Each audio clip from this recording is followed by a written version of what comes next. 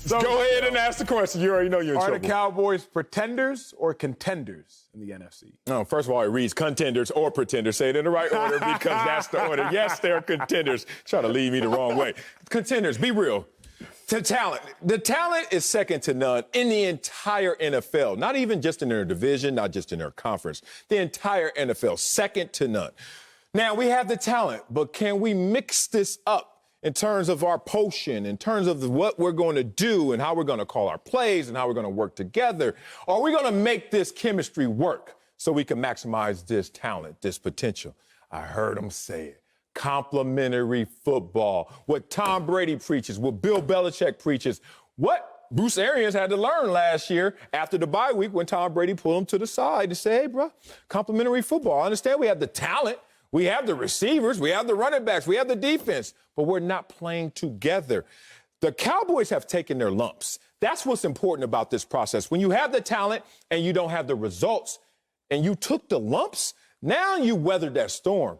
And if they can stay healthy, which all signs would point that they would stay healthy, at least that's the way we're talking right now, you got a squad that will go out there not only win their division, be at home in the playoffs and ready to make some noise. So, yes, they're contenders just because of the NFC East, because of their talent level, and because now their mindset is complementary football. So I have to disagree. Now, I do think the Cowboys will win the NFC. Well, no, I don't. I think they can win the NFC East. But as it pertains to the NFC, the Cowboys are pretenders. If they were not called the Cowboys, we would not even consider them anything, Sal. Haven't won a NFC championship game in 25 years. Their starting quarterback has one playoff win. Their head coach has not had a winning record in the last 5 years. Yet somehow and for some reason, we look at that organization with that resume and we say that they are pretenders. The reason they are pretenders in my mind is because they have individuals that are pretending.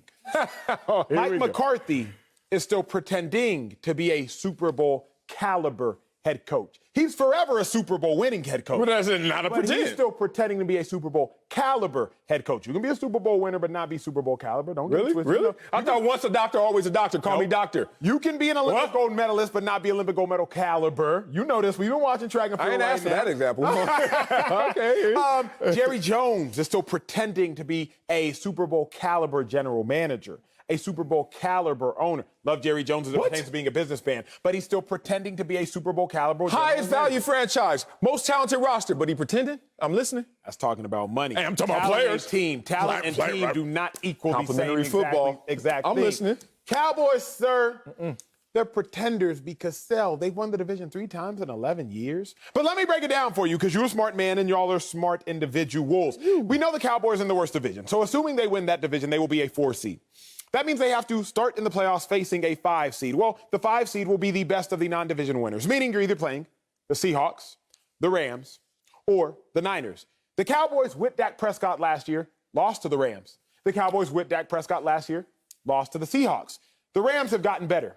The Seahawks have probably stayed the same as the Cowboys have stayed the same this offseason. So even if the Cowboys do win the NFC East and contend in that division, they got to see the Seahawks or the Rams or the Niners. Teams that they already proven they can't beat. Really? Should be scared. You just lost to them Did last you see year. them You didn't get no better. Yeah.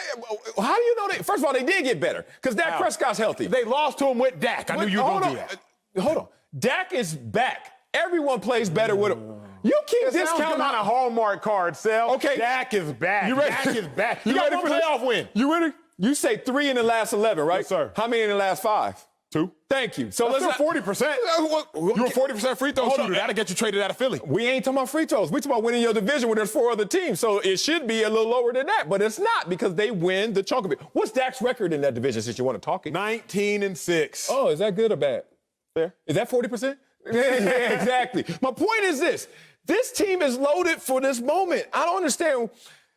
You want to bring up the NBA. They always talk about you got to go through the rites of passage. You got to go take your lumps before you become a team. Yes, Milwaukee, the champions right now, went through it, probably got discounted, or people just discarded them. Now look at them. They're champions.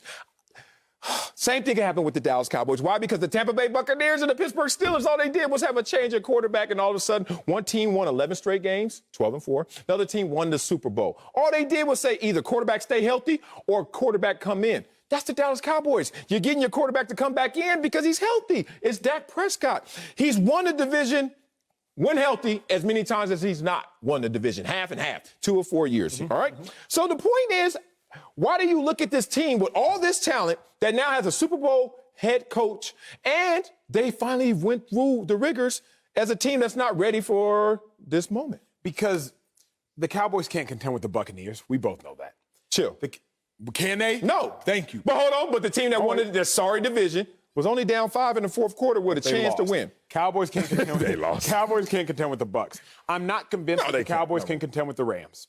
I do not think that the Rams, they couldn't. I don't think. Did you see how the Green Bay looked against the Rams? I don't think. I'm glad you brought that up. Cowboys can't contend with the Packers. Not if Aaron Rodgers is there. Cowboys, they will look like they can contend with the Seahawks, but I don't think they can contend with the Seahawks. So what are they really contenders for in the NFC? They are contenders in the NFC East, but they're not contenders in the entire NFC. So I mean, come on, so remove the bias. What's the bias? Remove the love. I was bad in Dallas. I ain't got no bias. If anything, I got hate. And just be real. What? This team has been more talented and has accomplished lesser. Like the 2016 Cowboys that Dak walked into, that was a squad. You had a young Zeke who was in his bag. You had a healthy Tyron Smith, Travis Frederick, Zach Martin. At least 1 to 2 of them are going to make it into the Hall of Fame. You had a Cole Beasley, who now the world knows is an all-pro, but Cole was still a dude. You had Jason Witten before retirement. You had Des Bryant, who was struggling with injuries, but was still a Ring of Honor, most touchdowns in Cowboys franchise history. Des Bryant. That's what we do. You had Sean Lee on the backside, who was healthy. You had Byron Jones. Wow. You had Orlando Scandrick before he was coming on TV talking crazy. You had some dogs. Yo, Orlando different, ain't he? He be going in. I You love had that. some I love dogs it. selling. You got a playoff win out. Wait a minute. Which one are you? You the one that when I bring up talent, you shoot it down. Then when you want to bring up talent, then I'm supposed to listen to it. I don't care about those names. I don't care about the talent. Which one is it? What do you care about? I care about the talent, but you just try to tell me I shouldn't. I'm saying I have seen more talented Cowboys teams fall short. So if you're going to talk to me about talent, I'm going to say, hey, I've seen a bigger hand win less money. Don't show me this hand. Show me who's playing the hand. I didn't start off showing you that hand. I showed you the complimentary football hand. You forget the beginning of this. Golly, short-term memory loss. How many times you got hit in the head? You retired early for a reason. Here's the thing. Complimentary football activates all this talent. That's all this is, and I don't know why you don't respect this. Do you understand that the Dallas Cowboys were averaging points per game, 32.5 points before Dak went down? Do you understand if they finish the season with that average and the defense does what it did, which is improve over the latter part of the season? This is a playoff team and a contending team. Let's talk about the inertia. Let's talk about the momentum. Let's talk about the confidence build that happens once all of a sudden you go on a roll and you're this talented as a Dallas Cowboys team. You think they're going to walk in with the same mindset that they would if, oh, we're struggling, oh, we're trying to figure it out, oh, we're trying to find our way. Once this thing gets rolling, it rolls over anyone in this way because it's just that supremely talented. So I walked into studio today. And when I walked in the studio today and you sat down, you looked at me. Now, when your boy looks fresh, you'll say something. Ooh, I see your Acho breaking out that suit, X, Y, and Z. I see your big dog. That one's fresh. You will pay me a compliment. But you will only pay me a compliment when I am worthy of a compliment. So you can only play complimentary football if the type of football is worthy of a compliment. And Ezekiel Elliott's type of football as of late has not been worthy of a compliment. So stop talking to me about complimentary football because you can't compliment the football that the Cowboys are playing as it pertains to the running game. Wasn't Zeke still top 10 last year despite all of this? Top 10 in what? Because gross yardage is vastly different. No, you're right. But I think what we're doing right now is exaggerating his demise. I think what we're really looking at is just the descent from heavens that he used to be. The devil descended from the heaven. Yeah, he did. Yeah, but he ain't the devil. I'm just saying. He worked with him. He worked very well with the devil. Like, he got the six-pack back. He's different. Cowboys last year, look at the things that they dealt with on the defensive side in terms of injuries, in terms of not playing complimentary football is what I'm saying. I don't have the evidence, the resume to say to believe in the Cowboys because all I have is the potential. And I understand you're not buying that potential because the potential's been there. The potential's been greater. Yes, sir. That's all I'm saying. The way that the Patriots won all those Super Bowls wasn't just sitting there saying we had the most talent. It was we're going to find and maximize the most out of this talent.